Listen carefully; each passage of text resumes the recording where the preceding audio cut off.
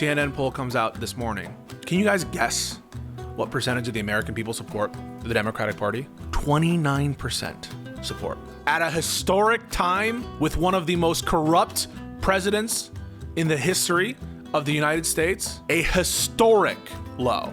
Who's inspired by Chuck Schumer? Who's inspired by Hakeem Jeffries? We don't have a standard bearer right now. How about we take Occam's razor, that maybe the disorganized mess that we're in isn't because our leaders are actually good at strategy. Maybe it's because they don't have Riz. I know, wild idea, but they might not have Riz. Hey folks, please like, comment, and subscribe, and make sure to check out my newsletter. Information is in the description.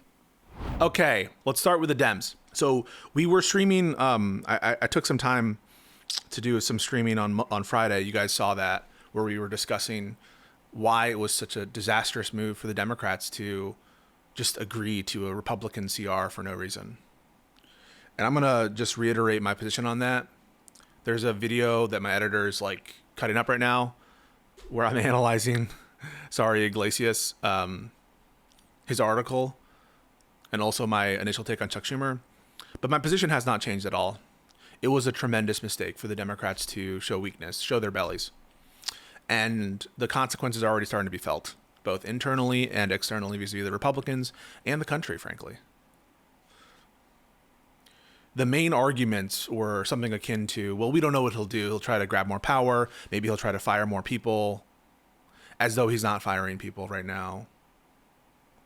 Or, he'll just shut down all the courts, as though he's not willing to, not listen to court orders. Apparently, right? Apparently, you guys know that guy? Apparently. And then the other arguments about, well, it makes sense in the House, but not in the Senate, because the House, if they need Democratic votes in the House, that's where you take your stand. But you don't take your stand in the Senate because reasons. Why? Why don't you take your stand in the Senate? That never made sense to me. And so we talked a little bit about that.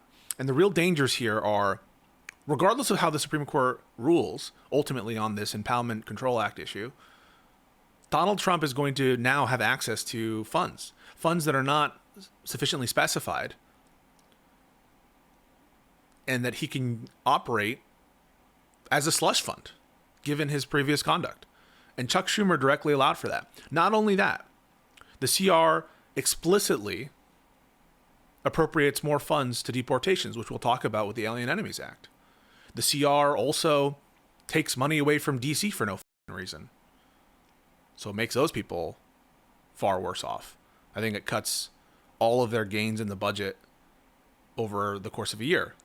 It takes away nutritional benefits to some people, housing benefits to some people. So for all those reasons, the CR was bad. The slush fund reason is a big reason. The lack of protections also for employees, specifically of the Social Security Administration and other needed agencies.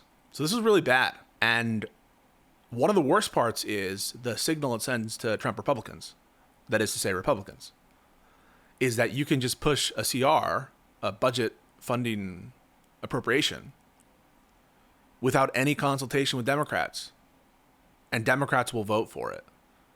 And by the way, anyone who brings up, well, they didn't vote for the bill, they voted for cloture, it's the same shit. I don't recognize the validity of that distinction, and neither should you. Anyone who tries to push that line, no.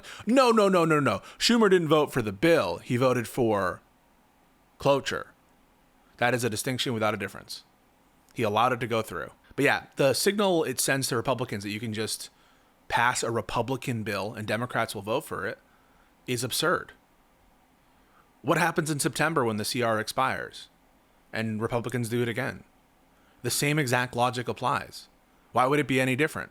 Why would it be any different in September when the CR is expiring, or when the end of the fiscal year is around then? What's the logic in pushing negotiations then? But truly, it's a bad precedent. It breaks with the precedent that Democrats had set, that you don't get votes unless you do a deal. That was a precedent that we upheld with McCarthy when he was on the ropes, and then he was refusing. He said categorically, I'm not going to deal with the Democrats. And then I had that whole little spat with Sitch and Adam where they cried, and they're like, oh my God, Pisco's defaming us, where I wasn't.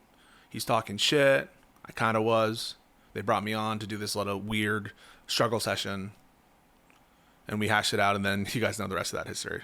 But yeah, that was a precedent that we upheld then. It's a precedent we upheld in recent spats with Mike Johnson as speaker.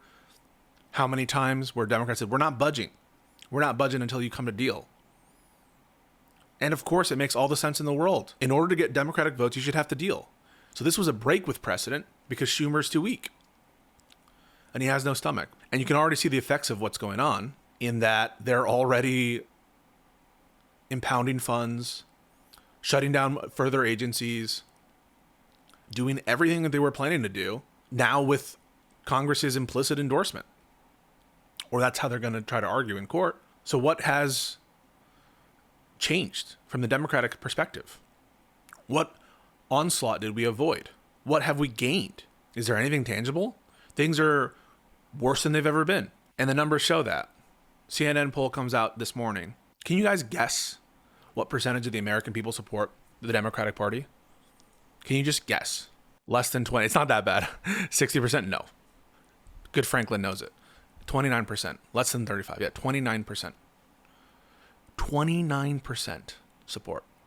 At a historic time with one of the most corrupt presidents in the history of the United States, a historic low. There is no excuse for that number being 29%. Kamala Harris was at 48.3%, 20 points under Kamala Harris's performance. Now, I'm not taking those numbers as, oh, we would be blown out in an election. That's not what these numbers mean. Okay? These numbers don't mean Democrats are going to lose the upcoming elections. In fact, I think Democrats are favored in a lot of these elections. This number reflects, more than anything, internal party frustrations. The rank and file don't trust leadership. It is ideology agnostic. Do you know what I mean by that? It is not just an issue of an ideological revolt. That's kind of what you saw with the Tea Party. That's kind of what you saw with Trump in his revolution of the Republican Party. You're not seeing that in the Democratic Party. It is not, strictly speaking, ideological. It has to do with who is in charge, not what those people necessarily ideologically stand for. It has to do with identity as well. Who's inspired by Chuck Schumer? Who's inspired by Hakeem Jeffries? We don't have a standard bearer right now. We don't have a president.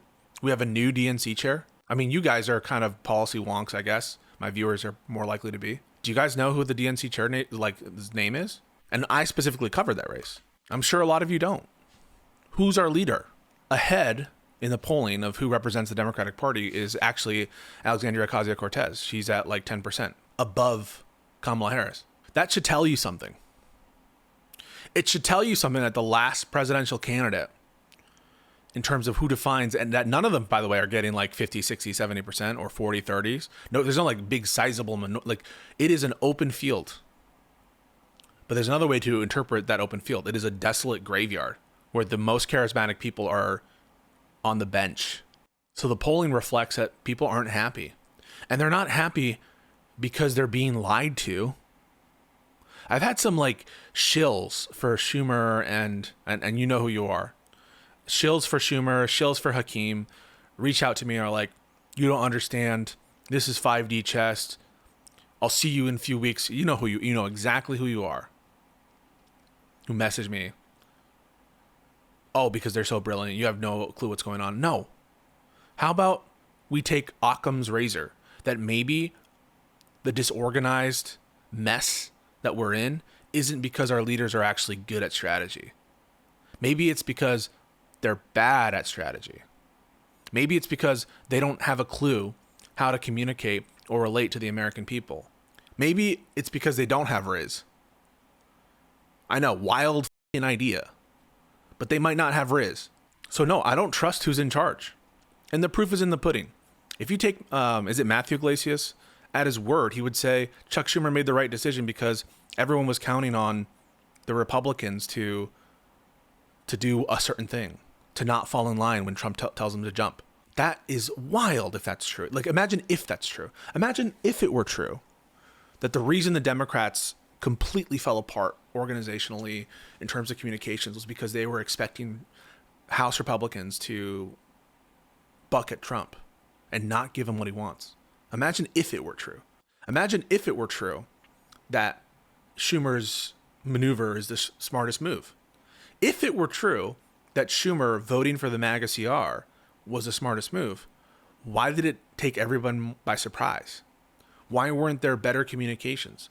Why wasn't there a game theory that included the possibility of, hey, what if Trump gets the votes? Because, you know, they got the votes for speaker. They got the votes for the budget resolution. They got similar votes for these kind of close calls in December. Like, maybe we should have had other strategy sessions for what if. Again, we're assuming Yglesias' outlook here, which is that Schumer did the right move.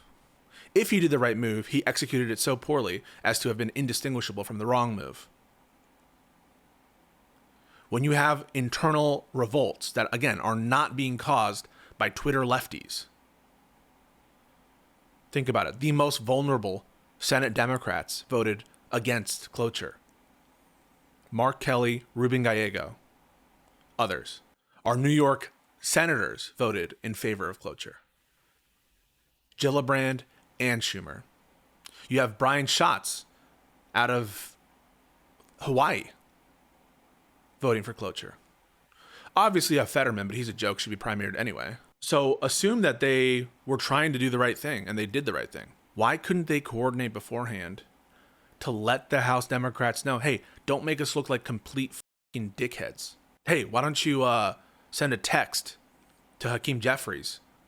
Hey, why don't you not have a press conference the day before you fold saying we're united? And they try to do this cute thing. I could see it coming too. That's why when I tweeted out, let's see if it holds, I saw what Schumer had said the day before, and I said, this is good leadership, finally. Let's see if it holds, because you can see them coming a mile away. Sneaky Schumer. Slippery Schumer. He's like, oh, no, we're united against the bill. First of all, that's not even true, because you had Jared Golden and I guess Fetterman vote for it. But even still, like, the implication is, oh, we're against the bill but not cloture. You know that's going to get, no one's going to see that nuance. No one is going to see that difference and be like, oh, rules lawyered. No one cares about that. What they care about is, it seems like you said the day before, we're united against this bill. And you either suck at communications and think people give a about your rules lawyering, or you try to call Trump's bluff, or you try to get Trump to call your bluff, and he did. Or sorry, Trump called your bluff and made you look like a dog, which he did, as did Mike Johnson. Mike Johnson comes out looking great in terms of power. Always remember, folks, don't just think about the formal structures here. It's about power. And power is about perception. And so when Schumer comes out the day before and says, hey, we're all together, doesn't matter if he's trying to be cute.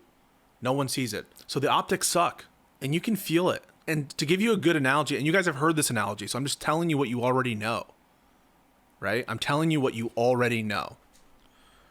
If you go to a restaurant, a steakhouse, let's say, or, you know, some other kind of restaurant, and you're expecting the best burger of all time because it's just a renowned steakhouse, and it tastes like a Big Mac or a quarter pounder, you're going to be disappointed. But that's not the case if it's 12 o'clock at night and you just really want a quarter pounder and you go to McDonald's. Expectation setting is so important. The basis of disappointment, anger, and resentment decreases significantly if you just talk to people. If you communicate like an actual leader is supposed to communicate. But if your members are all pissed at you in the House and they're all kind of running, you know, being cagey in the Senate with their statements, and we saw all the people who were being cagey over the course of the week, it was a fucking disaster. I made some people said, wow, like 2 strong statements on Twitter. And guys, I know I can be a little unhinged on Twitter sometimes, but you see me when I'm going through it. I'm chill about it. I'm not like fuming when I type, but I am serious. But what I said is completely true. All those Senate Dems, yeah, including Brian Schatz, need to be primaried. I understand that many of them are not up for primaries in 2026. But they need to go. They're weak. And for them to be off the list of being primary, they need to do something extraordinary in the next 2 years if they're not up for a primary. The standard I would set for getting them off the shit list is pretty high. Schumer needs to go. Schumer first needs to go from leadership. And then I would support a primary against Chuck Schumer. Not ideological. In terms of weakness. In terms of personality. So I understand, like, in a few months, this is going to be kind of like old news. But I'm not going to forget just the nature of the leadership. This is not a singular moment that is going to define everything, right?